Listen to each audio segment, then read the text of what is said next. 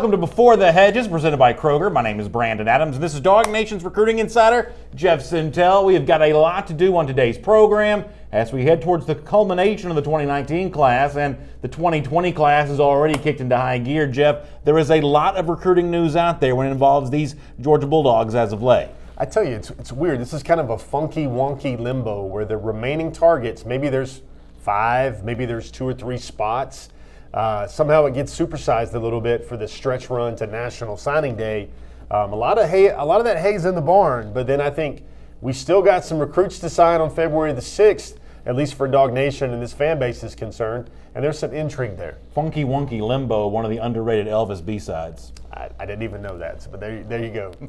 I was channeling peanut butter and jelly sandwiches and bananas as I said that, right? All right, let's dive into this, and let me start with what I thought was the big news coming off the weekend, and that was the visit of 4-star defensive back Kaiir Elam at Georgia. He's on campus when Charlton Warren is named as Georgia's defensive backs coach, and boy, for me, and I think for many of the Georgia fans that I've heard from over the last few days, that was a real show of strength by Georgia. I think that Warren, in a lot of ways, kind of checks off those credentials for you want a big splash hire, a big name guy, taking another guy from the SEC, certainly that, and happening while Kaiir Elam was on his official visit seemed to be a real flex move on the part of Kirby Smart. To kind of recap kind of where we were, first of all, I thought it was kind of funny to see Elam over the weekend as he's, I guess, learning about the Charlton Warren stuff, also kind of hanging out, relaxing, shooting some golf shots there from Sanford Stadium. I love this perch and podium there on the West End Zone facility as he gets a chance to do that. We may want Georgia golf coach Chris Hack to work with him a little bit on his swing, a little bit of a slice there. But first of all, it looks like Elam's having a good time. Apart from the Charlton Warren news, this highly regarded, highly coveted recruit for the 2019 class, always nice to see video evidence of these young men enjoying their official visits to Georgia.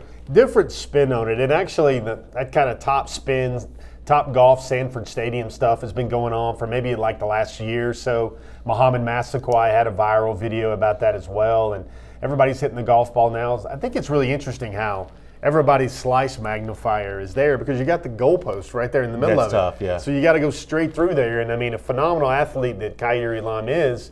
Yeah, he's got to aim for the inside of that goalpost. And that's what he's really looking for. He's looking for that left to right movement. And it looked like somebody told him to slow everything down and let everything work, and he's just a little to the right there. Gotta keep a better swing thought than that. But is it sort of like Florida's recruiting trajectory for him a little bit? Is it kind of tailing off a little bit to the right? Exactly. The only difference is in golf you want to be below par. Florida's subpar recruiting efforts may be an entirely different thing here. But as we said, Elam is on campus when the official announcement's made concerning Charlton Warren. Now, who knows when Elam found out about it, but certainly we all found about it when Elam was on campus. And my guess is this has to help, right? I mean, this is a school we've been talking over and over about the Georgia versus Florida battle for Kaiir Elam. Obviously, Charlton Warren was one of the things, presumably, that Elam would have liked about Florida. He had taken his official visit to Florida the week before that. No doubt their pitch to him included, hey, this is the coach you get a chance to work with, and all of a sudden Georgia's like,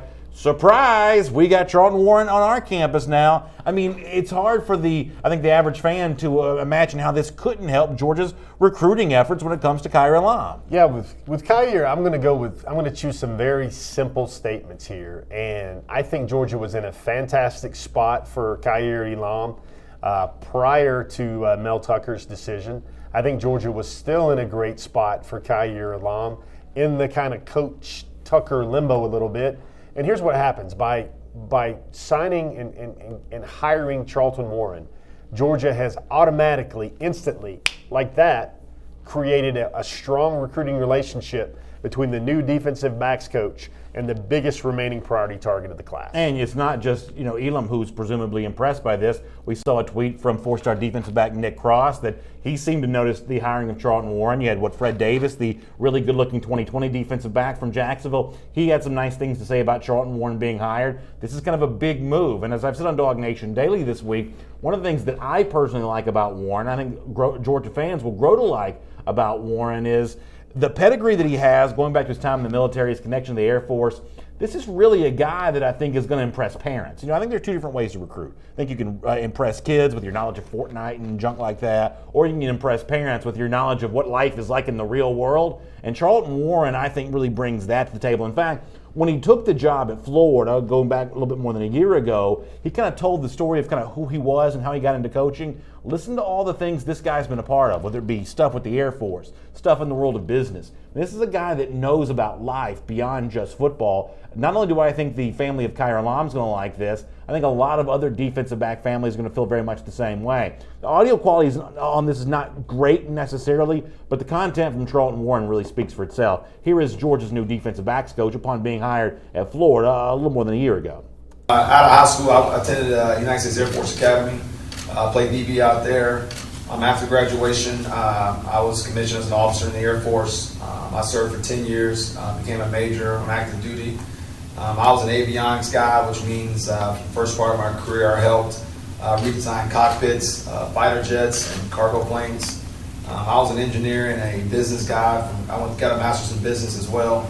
After that, I got a chance to come down to Eglin Air Force Base in Florida, and I was a weapons guy. I got to do some great programs there with drones, putting a GBU-38 on B-2s, F-18s, F-16s. That was right after 9/11, so the ops tempo was great and high. Tremendous program, got to do a lot of cool things with blowing things up and getting after bad guys. So I did that, and then toward the tail end, I got to go back to the Air Force Academy as an instructor, and that's really where I got into coaching. So listen, you got a guy that's getting after bad guys in the Air Force. He knows about business. He's got a degree there. He's raised up in Colorado Springs at the Air Force Academy. Yeah, that's a pretty good pedigree. And as I said, I think whether it be Elam or a Nick Cross or a Fred Davis or whomever, I think the presence of Charlton Warren really helps here. For Georgia fans who wanted the big splash hire with names like Corey Raymond being mentioned and Derek Ansley being mentioned, Charlton Warren feels to me a coach of that caliber. I think Warren helps, and I mean, like we've said a couple of times on your other platforms, Brandon, I think Warren helps, but I think Warren was not so much checkmate for Kaiir Elam. I think Georgia was in good position there with Kaiir Elam to begin with. I think Warren helps now with 2020 recruits. 2021 recruits, especially those guys in the state of Florida. Mm-hmm. Everybody likes to think that the coach at the University of Georgia works 2 or 3 moves ahead, and I think that's what's happening here. Yeah, absolutely. Chris Branham talking about some of that internet momentum that seems to be building for Kaiir Elam right now. We'll watch and see how that goes. Also, Brandon Bennett and Eric in the Facebook comment section talking about George Pickens as well. So let's talk now about a few of the other guys that did take visits to Georgia this weekend. The 5-star wide receiver George Pickens was on hand. In fact, this week on his Twitter feed, the Twitter header at the top of the page where all of his tweets are housed, it actually was a photo of him wearing his black Georgia jersey. In fact, there it is right now. I don't know what you make of this, Jeff, but I mean, as you've told us a million times, and I think your words here have to resonate, the Pickens recruitment is complicated for reasons beyond just on the field, but clearly there is a little bit of a visit high in place for Pickens when he's putting this at the top of his Twitter header. Does that lead to him, happy and playing football at Georgia in 2019? There's obviously a long and winding road that would have to get us there, but clearly the visit at least seemed to go well.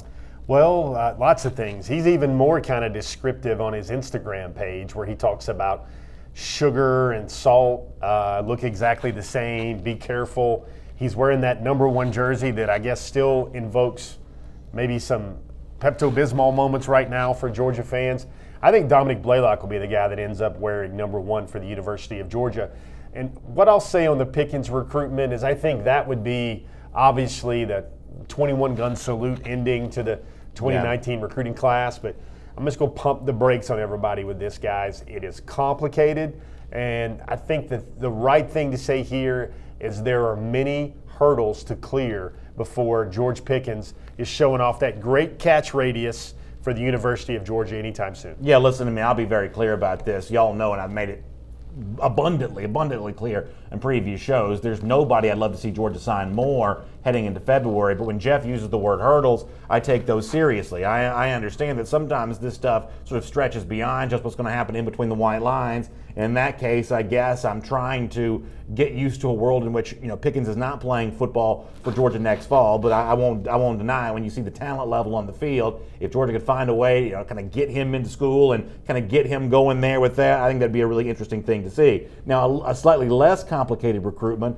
might be what's going on with the tight end Brett Seither, who was also on hand over the weekend. You see the tweet that Seither put out, once again himself, wearing that Georgia jersey. This is a name, Jeff, that a lot of folks have probably not known as much about. Yeah, there Seither is, with the brand new tight ends coach at Georgia there as well.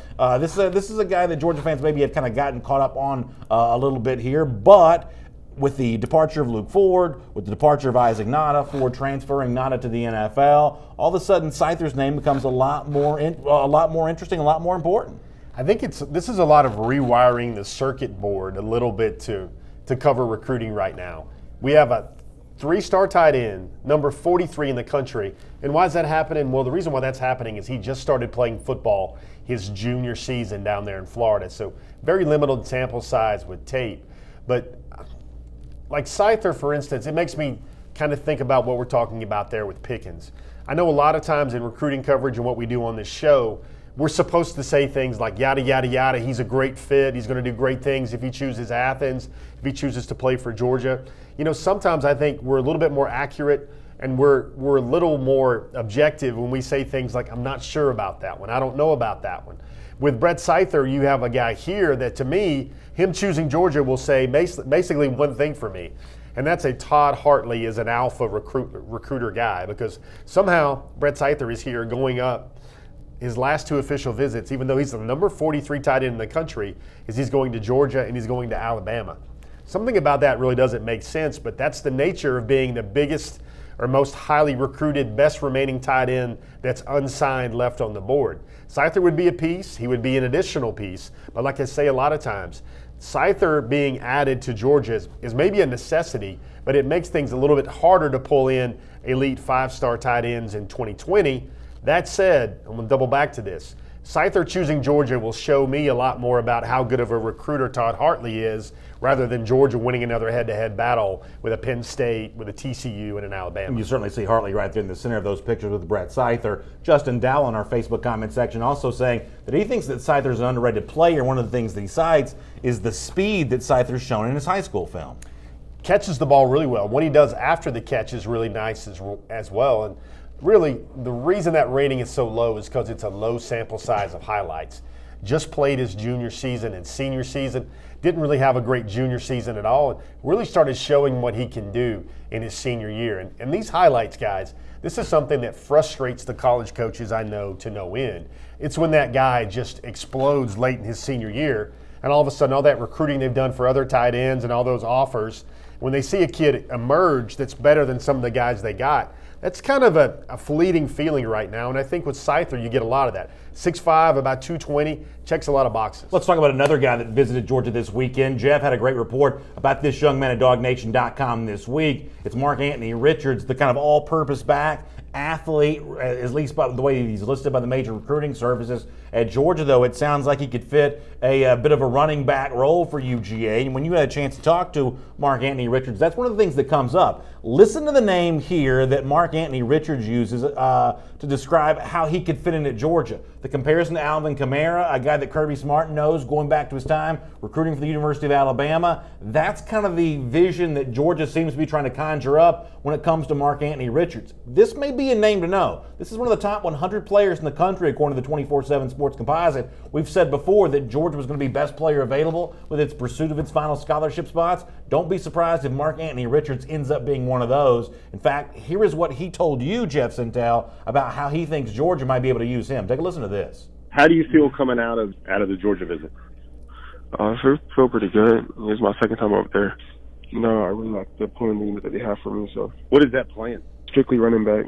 They understand that I'm a running back at heart. I know that they compare my game to like Alvin Kamara.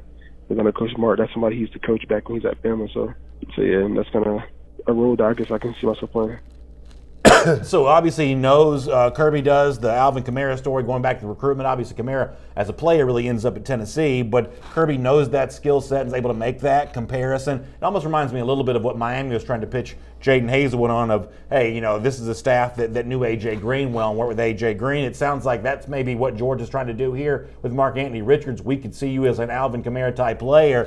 And that's a bold print kind of description a lot of Georgia fans are going to like. Ooh, a player that could do some of the things for Georgia that Alvin Kamara is doing for the New Orleans Saints, and I guess Butch Jones choose not to use at the University of Tennessee. That's going to make Mark Anthony Richards a lot more interesting to a lot of Georgia fans, Jeff. Couple things I'm thinking here. Number one is, to me, just to frame it all up, I'm going to say, to me, this is maybe, when you look at the film, man, it's maybe a replacement or a reserve or another depth for kind of what James Cook already does for Georgia right now. The jet sweep guy, the screen pass guy, the catch it in the flats type guy. I think that's what Mark Anthony Richards is really comfortable with that Kamara comparison. The other thing that I sit here when I think about Georgia and Mark Anthony Richards, as everybody's liking to call him right now, is somehow we've arrived at Georgia recruiting, and it might be this guy's favorite dream of all. Number 99 player in the country, number 4 overall athlete, some of that pure South Florida golden blinding speed and agility.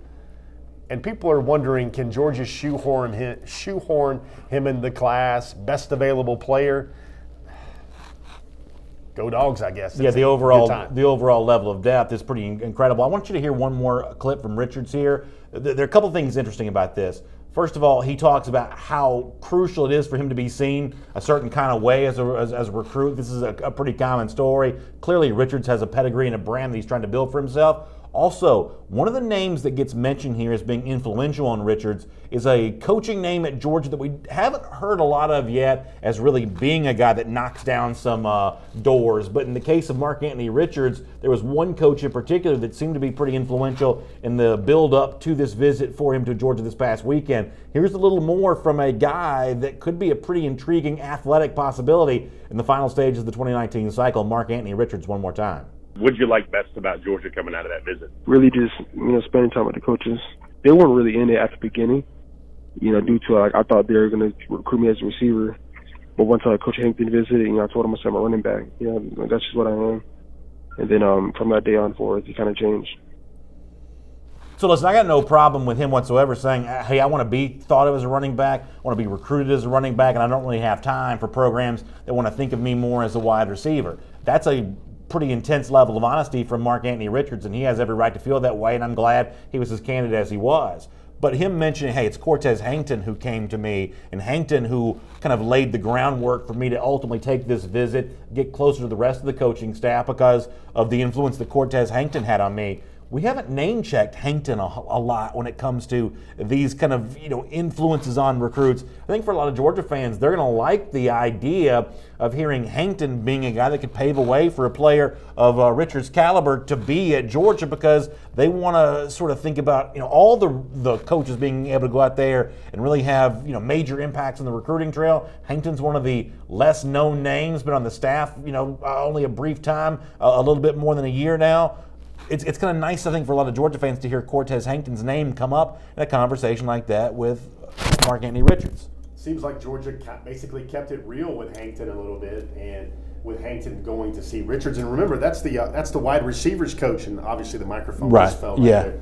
But that's the wide receivers coach there for Georgia, and he keeps it real and tells the wide receivers coach what's up. And then all of a sudden, December 18th, 15th or so, Georgia and Del McGee then get in business and talking about a future in Athens. Yeah, I love the idea with Cortez Hankton. While Jeff Sentell gets his mic taken care of, I'll tell you it's Before the Hedges presented by Kroger, and it's great to have you with us here today. And by the way, when you're getting ready for that big game coming up a couple Sundays from now, don't forget that Kroger is a great thing to keep in mind to make that party go well. Your local Atlanta Kroger has got 10% off right now any 6 bottles of wine to really make the party be everything it can be. The big game, those wine bottles certainly help with that. And 10% off any 6 bottles is a great deal. You can even mix and match to have everything you need for your party. So keep that in mind with our friends at Kroger here on Before the Hedges, presented by Kroger. Now, with Mark Anthony Richards and Kyrie Lam and George Pickens, it's probably a good way to kind of sort of encapsulate this entire conversation as we sort of look at where all of these names potentially fit into the pecking order of top remaining 2019 recruits. So we've mentioned a lot of names here off the top. We've taken a lot of your comments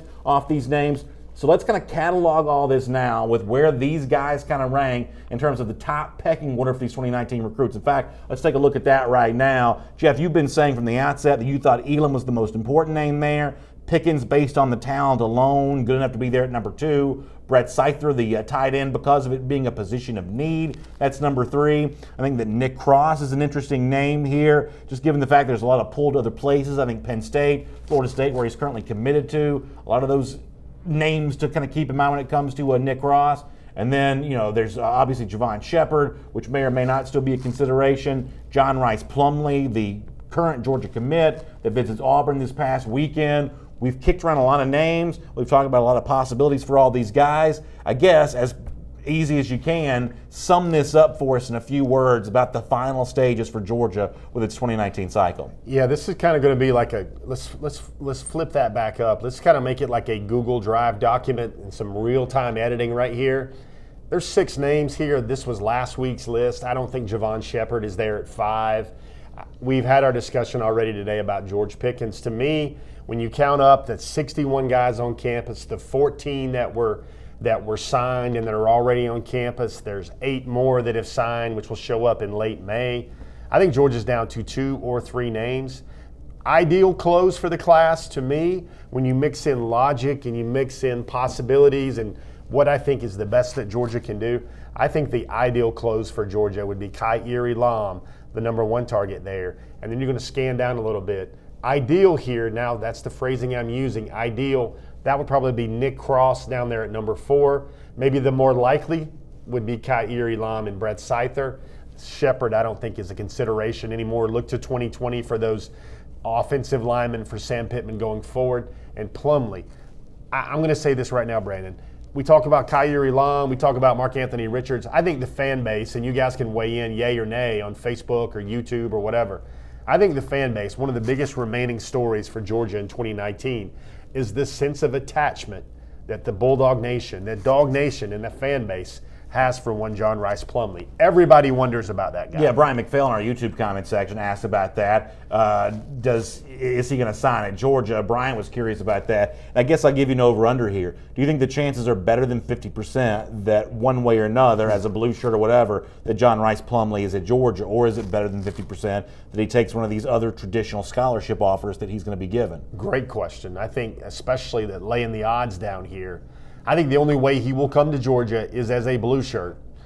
No matter what happens with the rest of the scholarships, that creative financing with scholarships, as we've talked about before, I would probably say 45%, 55%, 45% yay, 55% nay. So slightly better chance he may take a different offer, so that's at least worth paying attention to. One more comment from our YouTube section about those top remaining targets. Fisha08 on YouTube says, hey, what about the possibility of a flip for Georgia away from another school? I would say right now the only 2 flip candidates would probably be Nick Cross and George Pickens. Given the various states of intrigue with both those guys, is Cross more likely than Pickens as a flip right now? I would say yes, and obviously because Cross seems like a more plug-and-play player for Georgia or any school right now. Flips are very interesting because these next 2 weeks, I know everybody's like, hold on a second, signing day's coming up, right? There's going to be big weekends, right? I was talking to an analyst the other day about how much did the basketball games help Georgia with football recruiting? And that is so much a 2015 question, 2016 question. That doesn't happen anymore. These last 2 weekends for Georgia in the 2019 signing cycle are going to be basically preferred walk-ons and maybe a late try at a kicker or maybe a late try at somebody else that just has one extra official visit. Perhaps the biggest remaining news on the visit front left for Georgia in 2019 is if Georgia can take away that last official visit left for Nick Cross. Reports out there say he's currently going to go to Penn State for that one.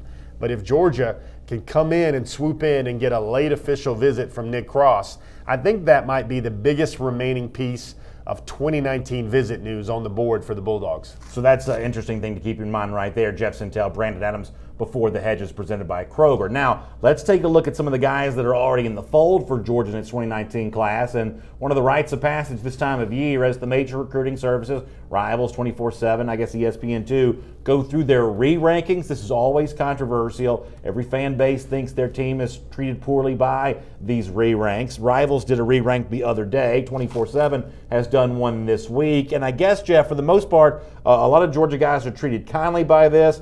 maybe in one or two cases, maybe Georgia fans aren't going to be too happy with how the ratings shake all of this out. Let me see if I can share my notes with you, and you tell me if I'm kind of on board with a lot of this stuff.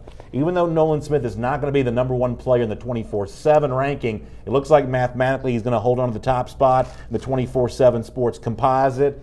That would be good news for Georgia fans. Tyreek Stevenson is going to be very close to a composite 5-star, may just miss out on that, but in terms of a 5-star ranking from 24/7, he's going to get that. Trayvon Walker, now the number 5 player in the country in the 24/7 rankings. What did you make of what you saw from those 24/7 rankings? So you see Trayvon Walker move up to the number 1 defensive tackle in the country on the pure 24/7 rating. Yeah.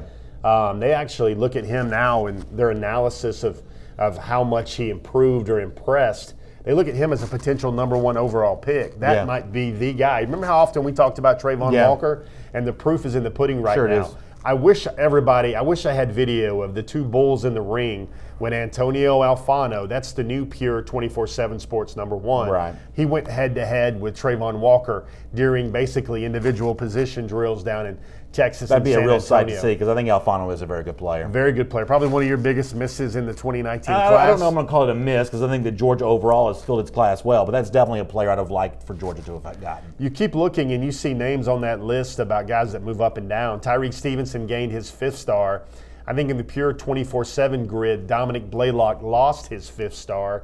You see a name like Clay Webb. Clay Webb was bound to fall simply because he didn't participate in any all-star activities. He was already at Georgia getting better. Look at those names, Nakobe Dean. He's been up and down, number 1 inside backer, number 2 inside backer. Got some pretty good coverage from him, from a very good source coming up later in the week on Dog Nation. You look at that list, I still think tremendous signing class for 2019. So Jeff Clark on Facebook asked the question, and I think almost every Georgia fan, when they hear about this, is going to ask. Now, it's great for the guys who were treated very well by these 24/7 re-ranks, but for Dominic Blaylock, he had 3 touchdowns in the All-American Bowl. And, you know, Rivals was a little harsh, I thought, on Blaylock with its re-rank too. What Jeff Clark's saying is, how do you move down when you're dominating the All-Star game the way that Dominic Blaylock is? I mean, I think that is actually a pretty fair question. It's one that Jeff Clark's not the only one asking. Well, you know, look at the plays, look at what he did in practices, and somehow, I want to know which game films people are watching, but I think Dominic Blaylock produced some of the best highlights of his high school career this year. He moved himself deeper into the Georgia High School Association record book. I think a local outlet named him Cobb County Player of the Year. And I don't know how that guy's stock goes down when all his stock is gone up. Great year, great career at Walton. One of those guys Georgia needs to play right away. And Blaylock, I don't know if we talk about this a lot, but look at everybody that went pro. Terry Godwin, Mecole Hardman, Jason Stanley. A lot of these names. I would think Dominic Blaylock would be an immediate plug-and-play kick returner and punt returner at the University of Georgia. So what we're going to have with Blaylock is a clear narrative here, and I say this half joking, half serious, but I mean, this is a guy that his profile coming into Georgia is as overlooked. Overlooked in comparison to other wide receivers, overlooked in comparison, you know, to the way the rating service is going to handle him. You know, Blaylock is a pretty level-headed guy, but if he wanted to have a chip on his shoulder about, hey, nobody believes in me, if he wanted to play the Tom Brady, you know, we suck card, I mean, he's certainly got some evidence to do that based on the way that he's been treated by these rating services. Blaylock seems like the kind of guy that just sort of sidesteps most of that, but if he wanted to do that, he could. You know, what was that? I think you mentioned on one of your mini programs, you talked about how much of an outsider it feels to be the number 5 team in the country, left out of the BCS championship playoff. Yeah. It's sort of what it's like to be the number 5 receiver in the country, because somehow there's guys that are a little bit better, and if those guys are still uncommitted or unsigned, then there's more juice to rev up the headlines and the interest in those top 4 targets. We see it every year. And Dominic Blaylock, it was always going to work against him when the young man committed in July before his junior year and was absolutely done. Like, sir, please do not DM me. Not talking to anybody else.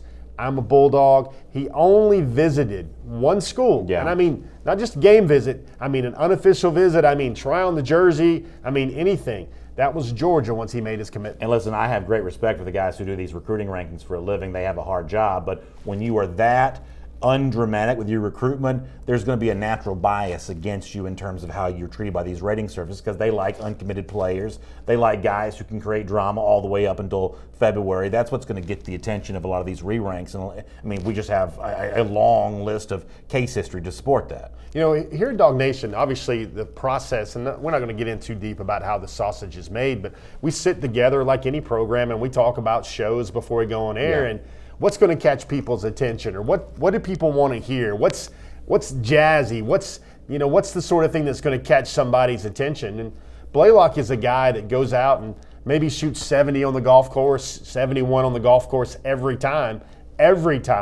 And there's no 4 under, there's no 6 under, there's no 8 under. But in the long run, what you see is an outstanding, incredible, let's face it, Georgia fans, this is the first 5-star receiver the program has signed since 2009.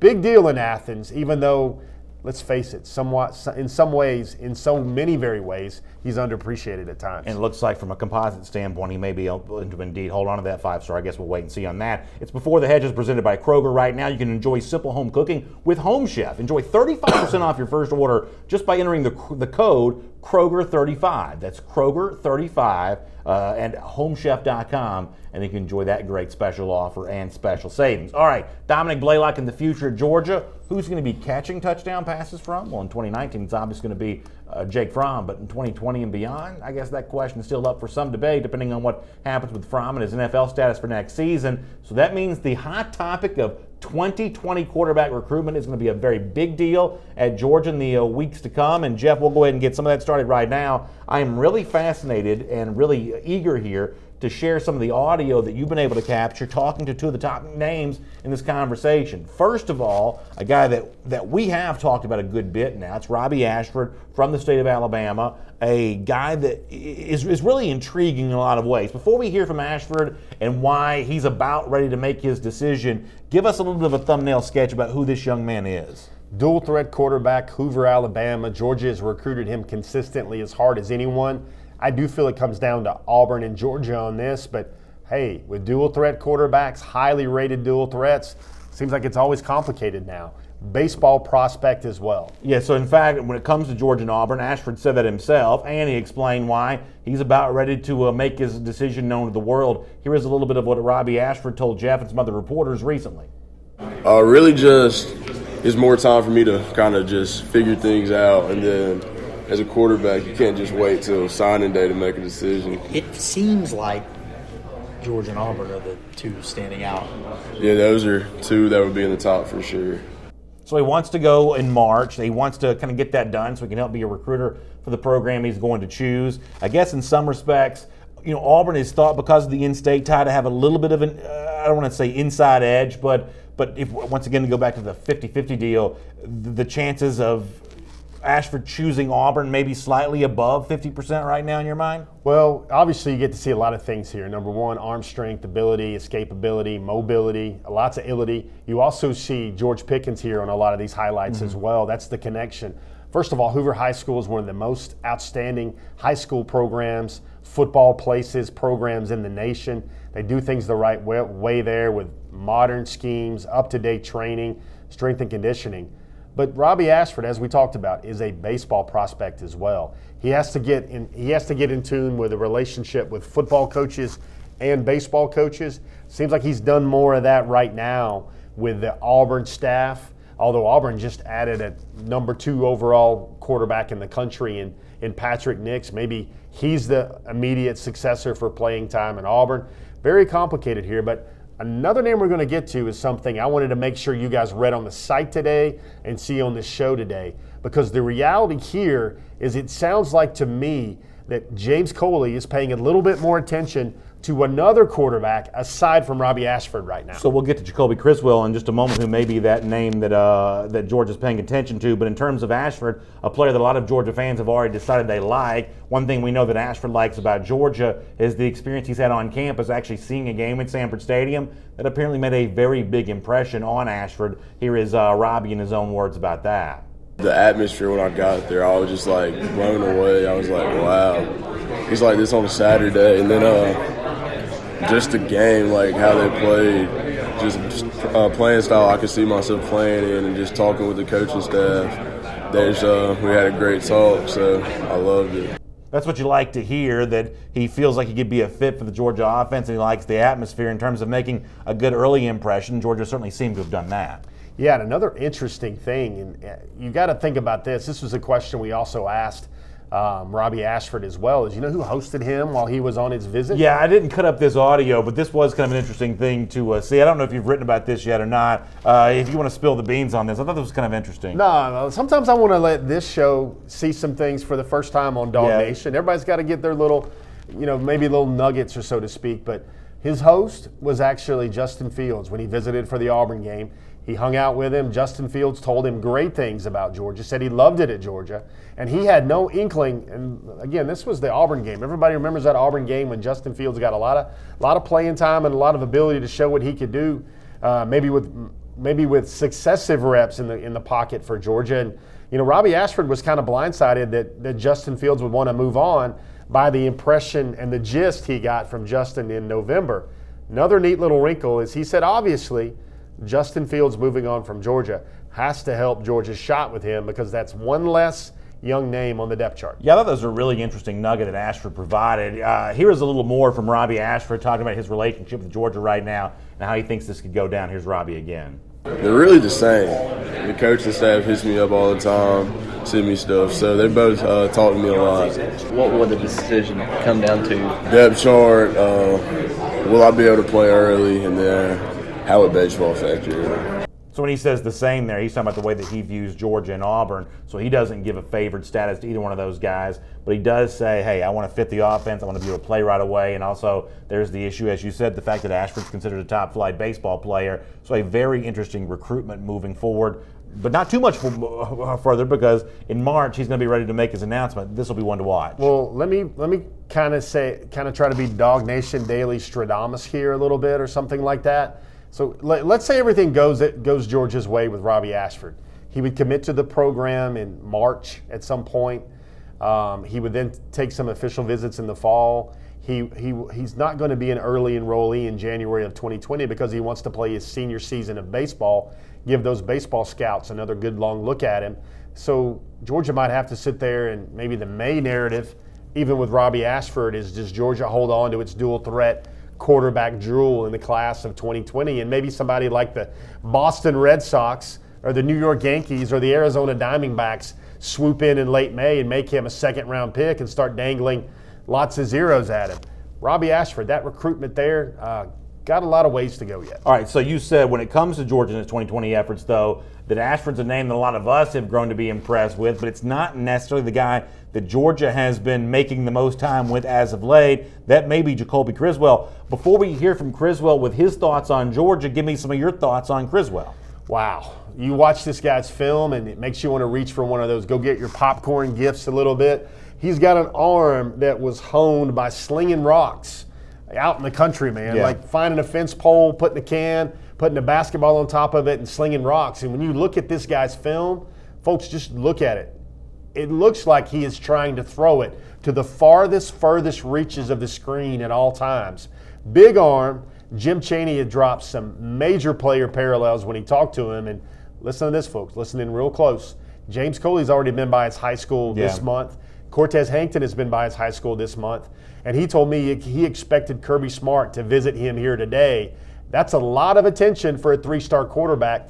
Bulldogs might be on to something here. Yeah, and listen, that's one of the things that Criswell made very clear to you when it comes to that relationship with Georgia. That's something that's actually remained intense here for quite some time. In fact, here is Jacoby Criswell in his own words about the pursuit that Georgia has shown for him. Take a listen to this. They haven't drifted away once. It was in August where I think I got hurt, and they were the first ones to call, make sure I was okay, and they kept that constant communication throughout, even when I wasn't playing, always checking up, always sending me stuff. And it was Coach Chaney. He wanted me the most. And then just starting this January, Coach Coley, we've been texting almost every day, just keeping that same relationship going. And so he said he thinks I can be the man at Georgia. So I feel like once I go take a visit there soon, if we can talk football, I can learn a little bit more about Georgia. and we'll see what happens after that. So that's Criswell there saying, hey, I'm looking forward to taking the visit. We're going to talk football. And what I found also be interesting, you kind of pressed him further of, could you be potentially in a position to push the button on a Georgia commitment? And Criswell didn't really shy away from that kind of talk either. Here's more from the three-star quarterback. So it sounds like you're going to give them a really hard look without over-dramatizing this, that Georgia has a shot here for you, right? Yes, sir. I plan on making a decision a month or two from, but once I go up there and if I like what I hear, then that's where I'll be. You can pull the trigger on Georgia if that visit goes well. Is that what it sounds like here? Yes, sir. So you love the idea that James Coley, the new offensive coordinator, in that role as, I guess, now primary quarterbacks recruiter with Jim Chaney now completely out of the program. Yeah. You love the idea that he's making impressions as quickly and easily as he is with a guy like Criswell. That's really impressive to see. I think the quarterback recruitment story for Georgia is going to be pretty complicated with potentially a good number of names being considered, but you love the idea that Coley's making that kind of impact. And, Criswell seems like he's a guy that's, about ready to put cards in the middle of the table and play that show cards round a little bit as well. Guy has a big arm. I'd encourage everybody to go to the site and check out that story about Criswell as well, because Chaney, in his evaluation, even while he was injured, missed most of his junior season, only played 5 games, but Georgia kept banging the drum hard because they saw something in that camp workout last June.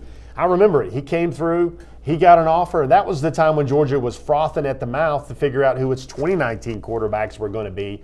Everybody was like, how did this kid come in here and wow people? Well, Chaney used 2 names. He used Drew Brees and he used Steve Air McNair. First of all, I had to dock him a little bit of cool points because he had to Google and figure out who Steve McNair was. Oh, wow.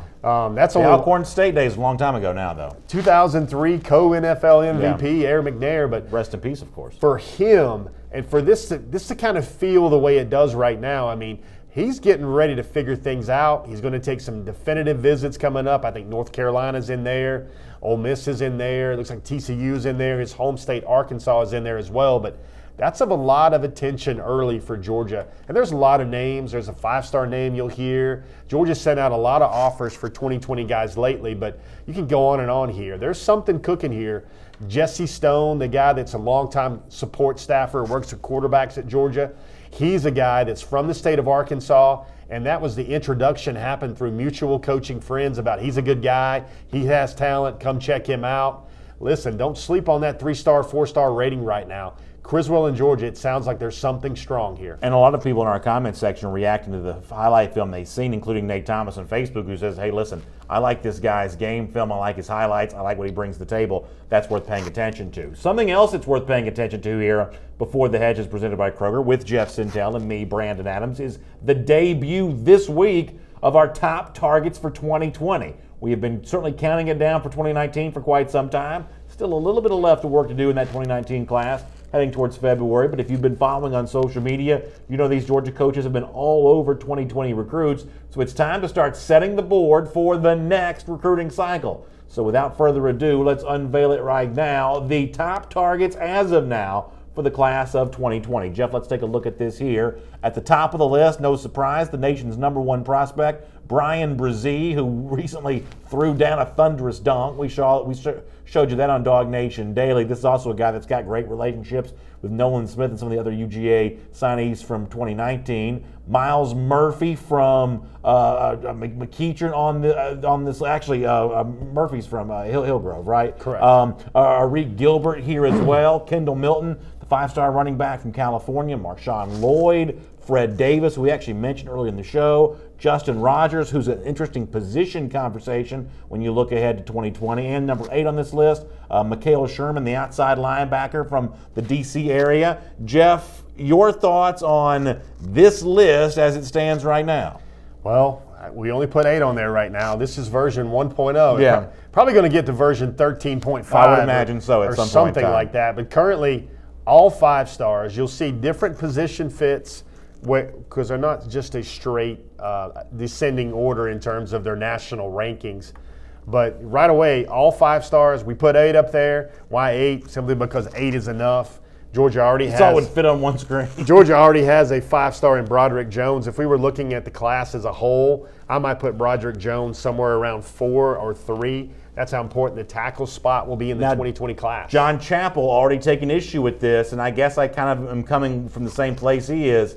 There's no receivers on this list. There's no Jermaine Burton, for instance. The absence of a receiver is already being called out here. And I got to say, I'm kind of with the comment section on this one, John. Thanks for holding Jeff's feet to the fire on this. You tell me who you're going to take out of that, John. Tell me you're going to take, I think, some transcendent defensive line players, which is what sets the SEC apart in Miles Murphy, Brian Brzee.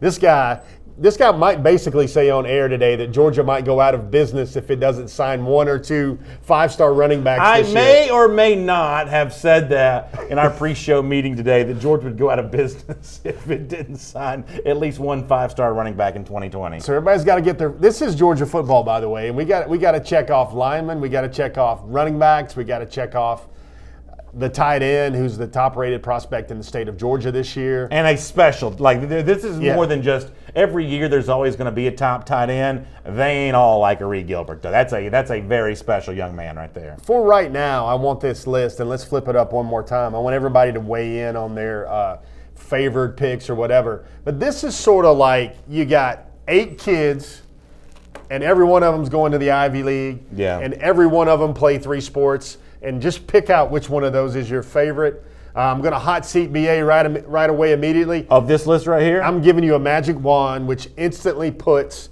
2 of these guys in the 2020 class. Just 2. Which 2 are you picking? With all due respect to Brian Brzee, mine are Reed Gilbert and Kendall Milton right now. Marshawn Lloyd. Keep thinking about Marshawn Lloyd. Okay. He's a 5-star running back. I like Milton because of the interview you did with him, though. Do you remember that one from? It's been a couple months ago now. That made me really like Kendall Milton. Now, Charles Felder in our Facebook comment section says, I mentioned Jermaine Burton as that 2020 wide receiver. He says, and you did a story on this guy the other day, he says he likes E.J. Williams as a receiver better than Jermaine Burton right now. Well, you like Williams because you like that size and you like that body type. What a great story that young man had as well. But Burton is a guy that I think Georgia is in it with as well. And this is just what Georgia football recruiting is right now, where a guy like Burton, who is a top 5 wide receiver, probably doesn't crack version 1.0 of our list right now. Yeah.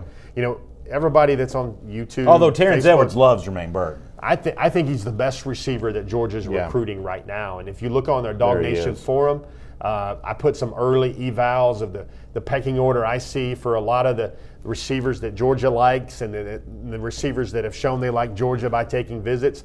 I have Burton 1. I have Williams 2. I think I've got Justin Robinson 3. I mean, there's a lot of huge names there right now, but you know, Burton, just the way he goes and gets the ball, can't be taught, great ball skills. But that A.J. Williams guy also has a very powerful story and a big frame as well. Philip Jordan Wells says that he thinks that actually, let me get Philip's comment here. I apologize. He was talking about how he thinks that Jamil Burrow is going to help Georgia with Miles Murphy. That the McEachern guy, the Hillgrove guy, even though that's a rival schools, he thinks Burrows helps with Murphy there. Is that something you would agree with? I think the defensive line targets collectively will see what they could potentially build. Georgia's trying to build kind of what Clemson has right now on the defensive front as well, and that's maybe the last frontier aside from wide receiver recruiting that Georgia really needs to place a flag on the summit for. But let's go back to that list, and I wanted to play one little mini party game with this right now. Okay. We're going to do perception and reality. Let's go back to that list. Brandon, which 2 do you think will be the toughest pulls on this list right now? And then you give me your thoughts, and then I'll weigh in as well. In terms of toughest, I mean, I would say that Brzee's the most competitive just because you got, those Big Ten programs that are trying to get to him. I would say that, given the fact that Georgia hasn't recruited Marietta particularly well, or just maybe you can just say they just haven't recruited Marietta High School very much, maybe there's a distraction there for Reed Gilbert. But Fred Davis has been complimentary of Georgia recently. Justin Rogers seemingly loves Georgia. So if I had to say tough recruitments, I'm saying probably Brzee and Gilbert more so than the others right now, just because it seems obvious to draw connections to other programs for them. So re-racking that, I went back there, and when I constructed this list, I kind of set the bar very high. Sherman is a guy that's warming to Georgia at the bottom. Yeah. Rogers has kind of backed off his love for Georgia a little bit. He no longer has anyone as the leader. Davis is a guy, likes Hartley, likes the Warren thing as Is well. the Rogers change on Georgia due to his position change that all of a sudden it's not Sam Pittman recruiting him as much? No, not as much, because it's really a tug of war right now between Kirby Smart for defense and Sam Pittman for the offensive line. So Pittman still wants him as an offensive lineman. Correct, but I think Rogers now would only play probably center or tackle if he plays on the offensive line. I think he told me most recently that he'll only play tackle if he plays offensive line. So he's down there a little bit for me because I don't know what kind of defensive lineman he's going to be. That starts to feel a little bit like the story with Doug Nestor for me, a little bit. Defensive tackle, is he? I need to see what he can do. Nestor's not a defensive lineman, but one of those guys that may try to be a tackle, but I don't know if that works at Georgia necessarily. And let's go back to answer the question. I think the two toughest pulls will be actually 1 and 2. Okay. Those 5-star running backs are always hard, but So Dale you see McGee's on that. big-time competition for Murphy. Murphy, watch those Clemson Tigers for Miles Murphy. Oh, I don't want to hear that. Clemson, I'm so sick of hearing that. D-line, close, winning program. They got to slide, Brandon. They got to slide. I just made him reach for his Maalox right now. Now, I will say Connor Riley, our buddy, one of our producers and a guy you know really well, has pointed out that this is going to be confusing. In the 2020 class, there's another pretty good prospect as a defensive lineman, also named Miles Murphy. Ours is from Georgia. The other Murphy's from North Carolina. That's a tricky one right there. That's going to be a little bit tricky. What if their headline breaks on Dog Nation? Breaking. Miles Murphy commits to Georgia. Everybody's going to go, oh, is this the one from Greensboro, North Carolina, or is this the one from Hillgrove? What's the deal? So there'll be time to worry about that, certainly in the months to come. Also on today's program, before we're done, we'll give away a $50 Kroger How About Them Groceries gift card. We'll do that coming up in just a moment. Before that, though, it's one of my favorite times of the week. It's a chance for us to all find out how much I don't know, depending on whatever the subject might be. It's the weekly six-pack as provided by Jeff. And once again, Jeff, the floor is yours to attempt to stump us once again. First of all, set things up. I think we just have 6 today. You don't have one for the road. Yeah, we no just have bonus. 6 in Yeah, the six no pack today. sidecar today. Here's the rules. We're going to put 15 on the clock. We throw something out there. You guys get your questions in. There's a little bit of mixture of flavors here. There's going to be a little bit of news, a little bit of 2020, a little bit of perspective. And with that, that's all we need to do to crack open a six-pack here on Before the Hedges. Let's take a look at question number 1. Good one today, Brandon. Okay. How many players that were once rated as a 5-star have left UGA since January the 1st of 2018? We will count former commits, graduates, and transfers. All right, so Fields is 1, Hardman is 1, Nada is 1. So that's at least 3, but my gosh. 2018, January 1, 2018. That's a year ago. That's a full year That ago. brings in guys that's like Eason now. Eason, Chubb, Michelle, Yeah. Carter. Wow, that's a good question. I'm gonna go D9. Am I right about that? Is it 9 that have left? Lorenzo Carter would have been a 5-star. He was. Am I at 9 on that? Trenton Thompson, you all got to Trenton think about as Thompson well. not the program anymore. What about D'Angelo Gibbs, which that's a sad one for me. But you got to include Gibbs in that. What about Gibbs? What about Justin Fields? What about Well, you said Fields. What yeah. about a name nobody really thinks about anymore? What about a guy like that's moved on? John Emery Jr., Jaden Hazelwood. Those guys were commits. Read the question, man. Read the question. No, come on. You can't count guys that were never here. They were part of the program. They were committed. You're going to get people all stirred up and stuff now. Let's go to the question. Apparently, Brandon wants to spit that one out like some bad tobacco. Yeah. The answer is, because it says commits, graduates, transfers. Your answer was again, sir? I said 9. 9. Let's go to the board. Wow. 12. But you And can't be counting decommitted 5-stars. hold on. There's all purpose for all this. Look at these players. Carter, Chubb, Michelle, Eason, Thompson, Nada, Nicole, Godwin, Fields, Gibbs, Emery, Hazelwood. There's perspective here, Brandon. The Dirty Dozen. Because here's what happens. Georgia can lose all that talent out of the cupboards, and it can still be where it is at right now. 11-3. Perfect segue to question number 2. And we have how many players that were once rated as a 5-star are either still around or on their way to UGA? Oh, Lord. Big numbers. You like those big numbers, right? I do like big numbers. So I think it's. Is it 17? Is it A17? Everybody get your questions in. Drew Roman says B. John Philip Jordan Wells going, but the other one says Jiminy Crickets. What a list! Yeah, Philip, I'm right there with you on that one. Don Williams says C. Winston Mock says B. You want to tell us what it is? Let's go to the board. The correct answer for number 2 on the six-pack. 22. Does that make you feel better that they can lose 12 5-stars? That's not composite 5 stars, though, correct? Rated anywhere as a 5-star. Anywhere as a 5-star. Look at those guys. You got Broderick Jones. He's in the 11th grade. Jeff, come on.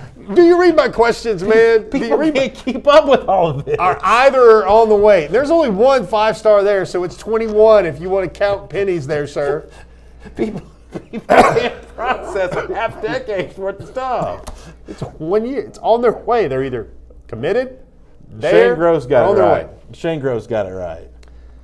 Apparently, Bean Cowder, Brandon Adams. No, listen, I'm happy to have all these 5 stars. I'm just saying, when you that's a lot to keep up with. Oh, that's just one name. I should have done 21. You're right. One name, guys.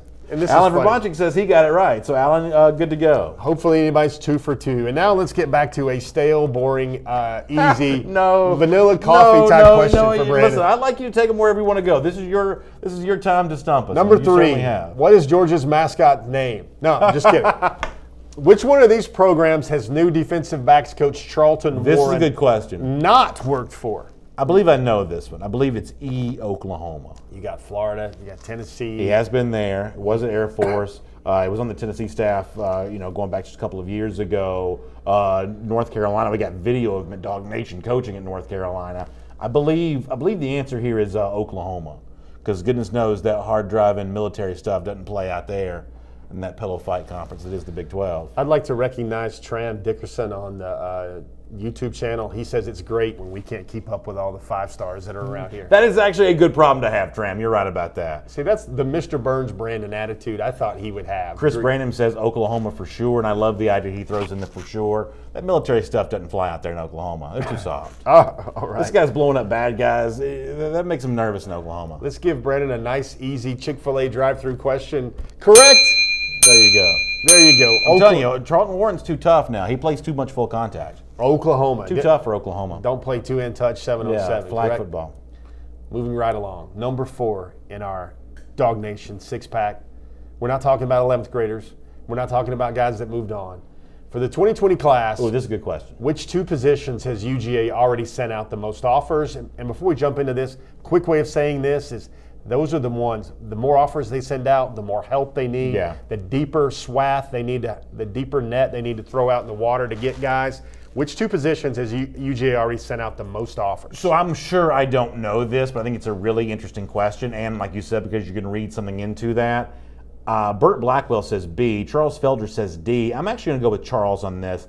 To me, it just, given the talent that's out there and just thinking about some things, defensive line and wide receiver feel like the one right there. Maurice Carter does say C, though. I'm going to go D, the DL and the wide receivers. David Homansky also agrees with us on that. Philip Jordan Wells saying D as well. John McMillan saying C. Joseph Kennedy on YouTube saying D. So does Fred Davidson. Brian McPhail says he hopes it's D.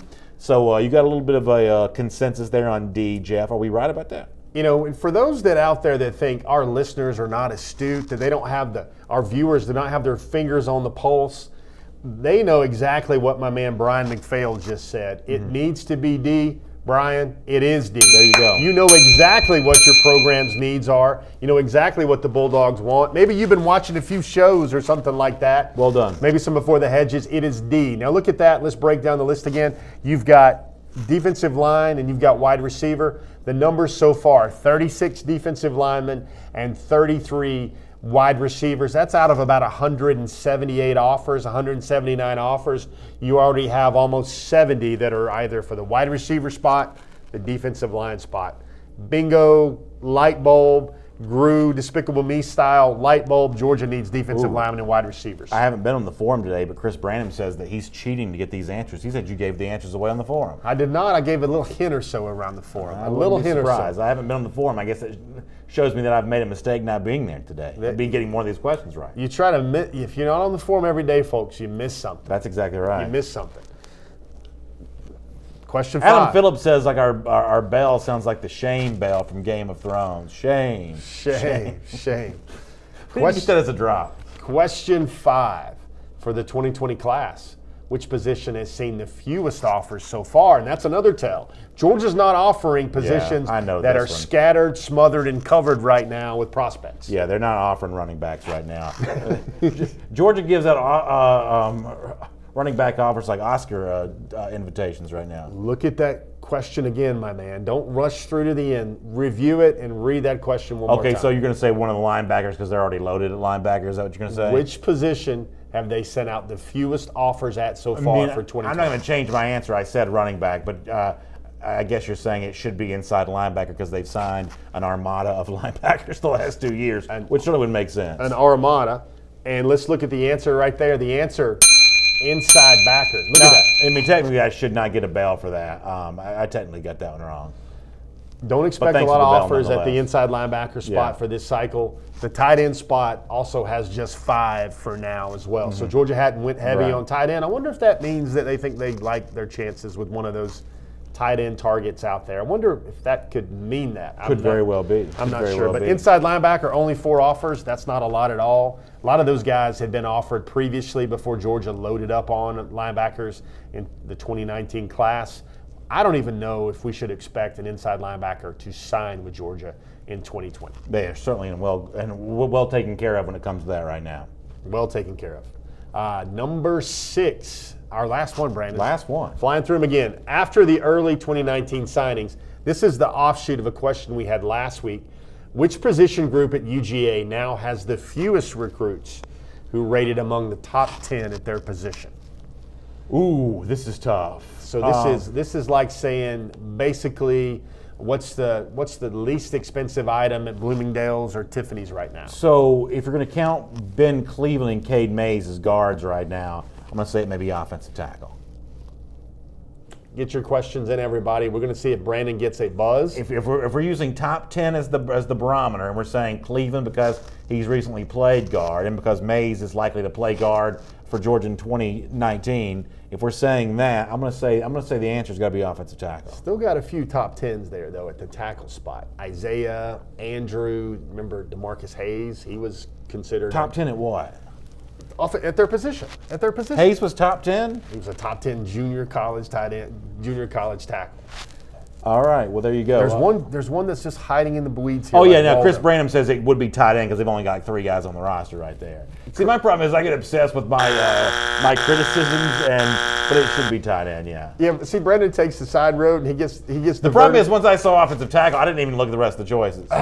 You think you might have been young Adams, the guy that didn't read all through the questions probably my thing. Before you turned in your paper? That thing that every teacher's always done. Where you're like, hey, read all the directions before you start. Like I was always the one that bombed that one. Going back to it, look at that for the record. Yeah, tight end makes sense. Tight end. There's only 3 tight ends in the program.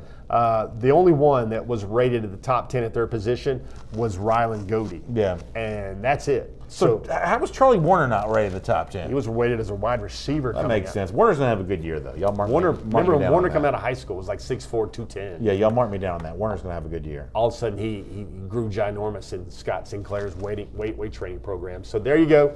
There's your 6-pack for the record, for all posterity. How many did you get right this time? Let's call it a 3 of 6. Maybe we need that shame soundbite. Maybe shame. There you go, for getting those wrong. Shame. But you know what? I've got the audience here to help correct me on that, and I certainly appreciate that. All right, here on Before the Hedges, presented by Kroger. Speaking of the audience, we like to give you your time to shine, and we like to reward you for it. It's our time for our hurry up. We take 5 minutes worth of as many questions as we can get in. Jeff does like the questions, seemingly. So we'll do that, and we'll award one lucky commenter with with a Kroger $50 How About Them Groceries gift card. So we'll put 5 minutes on the clock. We'll see if we can count these as best we possibly can. Our record is at 17. Is that what the record is? We're going to try to break 17 as the record. So let's see if we can roll this up and go now. Mark Godfrey says, Jeff, the kicker from Carolina, any chance of us getting him? This is the guy you wrote about the other day, right? The kicker from Carolina just committed to Stanford. He committed to Stanford late Sunday night. Stanford, as it turns out, he'd taken 2 visits to Stanford, 2 to Georgia. Stanford, I mean, guys, how can you say no to Stanford? He chose Stanford. Listen, I think that's totally overrated. John William Adams says Nick Cross' last visit is going to be to Penn State or Georgia. Wait and see. That's What really you gave a wait and see? What is this, a fortune cookie? Well, I mean, he's a going magic 8 ball? He's going to have to decide whether or not he wants to go to Penn State or Georgia. Watch that one closely. Jordan Perry says recruit that you think could be a surprise commit in 2020. Yeah, what qualifies as a surprise this early? Lots of things would come.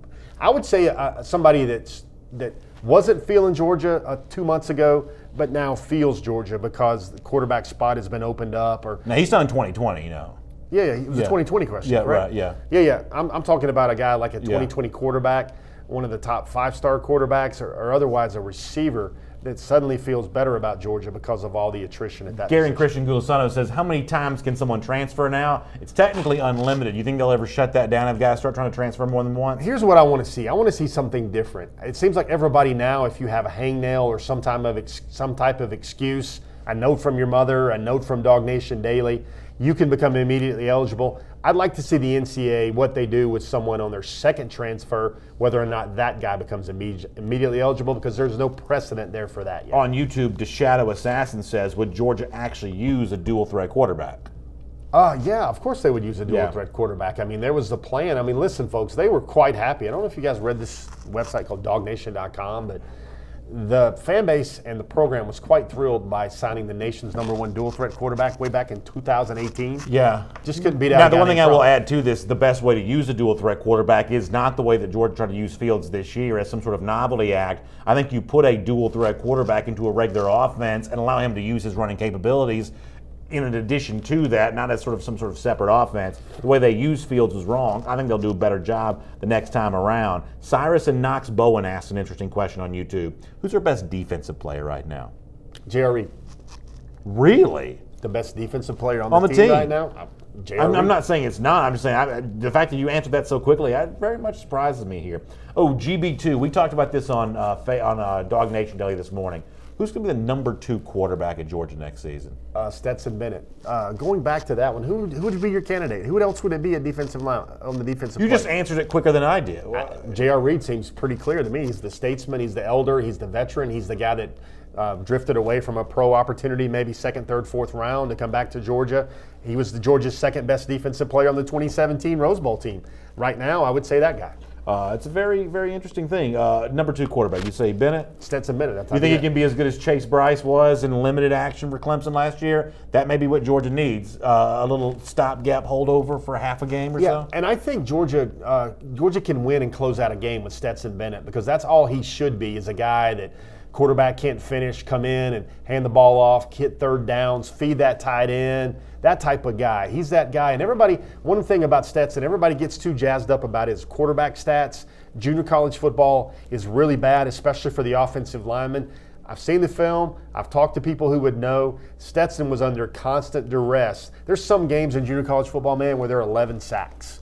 So Stetson Bennett, smart quarterback. Don't let those interception numbers fool you. Corey Stevens says, do you think that Georgia can sustain itself given all that it's lost and what it's dealt with over the course of this offseason? How do you think about Georgia's ability to bounce back from what's been a little bit of a tumultuous offseason? I don't really know what the bounce back is. I mean, that's just the way I look at it, kind of both sides of this thing. This will be Georgia's most talented roster so far in the Kirby Smart era. Trent Scarborough says score prediction for the Notre Dame game coming up. I'm going to say 45-17. Coming up. Ooh, that's mid-September. Defense is going to be much lower on that. I see something like 27-7, 24-10, something like that. Oh, listen, I'd be disappointed if that's all it is. Hunter Robbins says, who do you think is going to be a breakout player next year for Georgia? Connor Riley's written a lot about this. Zamir White. There you go. Burt Blackwell says, better chance to flip Pickens or get Elam from Florida. Oh, Get Elam from Florida. What do you mean? Is it his uncle? No, he's asking is Matt Elam? who's the more likely to join the class, Elam or Pickens? Definitely Kyrie Elam. John William Adams says, do you still feel the 2020 to be where it was before the injuries? I'm sorry. I just conflated two comments together, John. I apologize for that. Charles Felder says, any chance of gaining needed position from graduate transfers? How do you feel like the graduate transfer position could factor into all this? Wide receiver, grad transfer, wide receiver. Adam Phillips asking how Chris Smith, former Hateville Charter standout, factors into the story for Georgia next season. Played a lot, didn't redshirt, special teams guy. I think they see him as a safety right now. Very intelligent, smart, physical, instinctive player. I think year one in Athens was much better than a lot of other year ones in Athens, like D'Angelo Gibbs, Trey Bishop, and the like. Brian Hook says, do you see anyone else entering the transfer portal? Phone's for you, by the way. Yes. Someone else? I guess that's not a huge surprise. Depends on when, too. The portal actually is like Quickie Mart. It's open 24/7. Yeah, you can go in, you can come back out. Wouldn't mind seeing Georgia shop around that transfer portal a little bit. There have been a couple names popping there the last couple days that I wouldn't mind seeing Georgia take a little look-see on. Now, is this the part where we talk a little bit about the Texas A&M Marquez quarterback? You like Marquez Ezard. I do. Joining his buddy Brenton Cox. There seems to be a relationship between those two that might work in Georgia's favor. Listen, I absolutely would be very, very open to Marquez Ezard. That would be a very interesting name. I know what everybody else was wanting to know, breakout guys. I said Zamir really fast. Devad Wilson is a guy I would also think of. Yeah. I don't know if you would call Eric Stokes a breakout, but I would think Eric Stokes is a guy that's going to go from where he is at now, a solid starter for Georgia, to I think a all-SEC type player. That's a different level of breakout. Would you mind if we gave the Kroger $50 How About Them Groceries gift card to our buddy Adam Phillips here? I love the Chris Smith questions because I like Chris Smith. Man, we're happy. You're getting yourself some How About Them Groceries. Look for the message on Facebook Messenger. Adam, congratulations to you for that. Guys, thanks for being with us, and gals too, for Before the Hedges presented by Kroger today. Back again next Wednesday, getting even closer to the close of the 2019 class then, with a whole lot more in the 2020 class as well. For Jeff Sintel, I'm Brandon Adams saying have a great evening, and thanks for being with us.